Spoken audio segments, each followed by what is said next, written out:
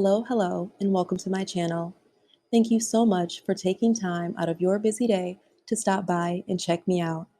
Over here, we like to go over headlines, current events, social and political issues, and so much more. We talk about it, we go over it, and we definitely put it all out on Front Street. All right, my friends, today I would like to go over the incident that took place last Sunday at Lakewood Church in Houston, Texas. I'm sure that you guys have all heard about this incident, so I'm just going to quickly go over it. Last Sunday, Genesse Moreno, 36 years old, along with her 7-year-old son, were both shot by law enforcement. Genesse Moreno was fatally shot, and her son is now in critical condition from being struck in the head in the line of fire. A 57-year-old man was also reported to be hit in the leg. However, he has since been released from the hospital. I just wanted to go over some background of Genesse Moreno now that we know more about her. Genesse Moreno has a lengthy criminal history, and she also has a long history of mental illness, including schizophrenia and possibly Munchausen by proxy. Her mother-in-law stated that she had a particular schizophrenia that caused her to be violent. Her ex-husband reported that he had been threatened multiple times by her and that she had a tendency to be very abusive towards him.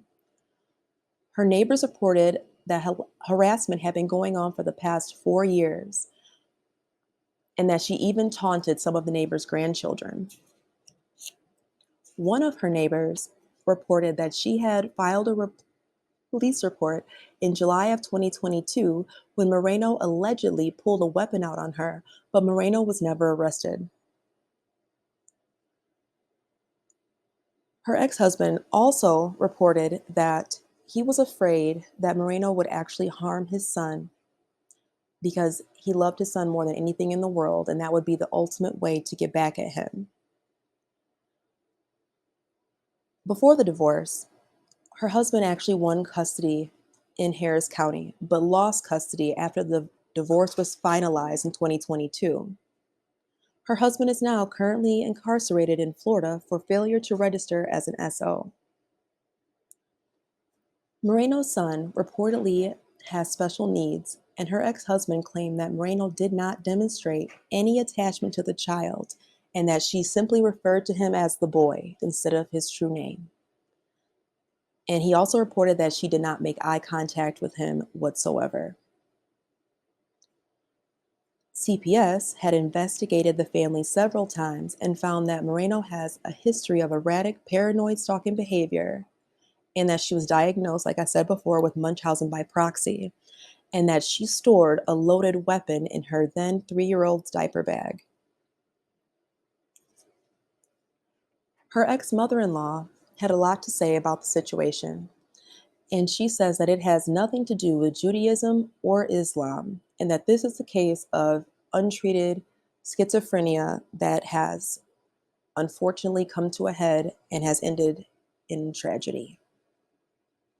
I would like to bring up the fact that it was also reported on her weapon, which was a long rifle, it was either on the side of the gun or on the butt of the gun, it had Free Palestine on it.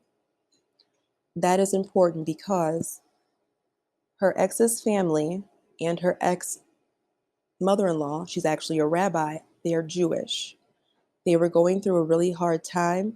She had all of these mental illnesses that were going on, some diagnosed. I'm sure that there were some that were not. So due to that, I do believe that this is a hate crime. Her mother-in-law is clearly trying to smooth things over. I believe that that is due to the rising tensions between the war at this point.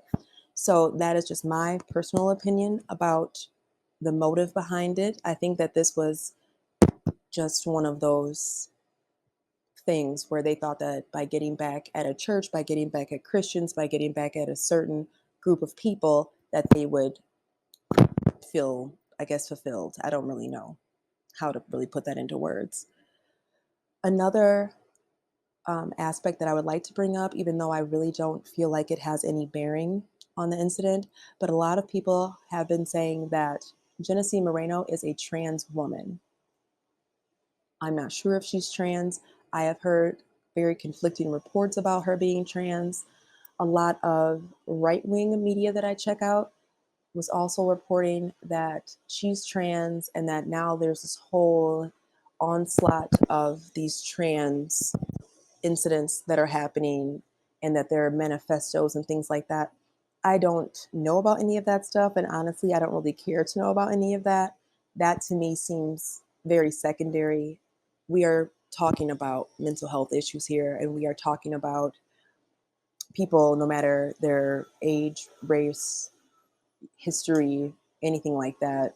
Um, they are all doing these things and they should all be treated the same.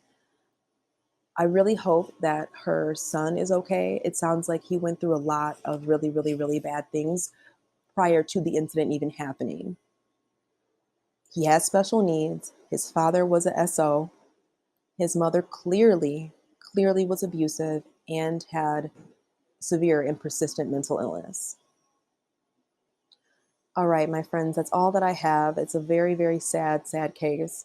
I will definitely be updating you guys more depending on what I find out. I will for sure update you guys more on the status of the little boy that was shot.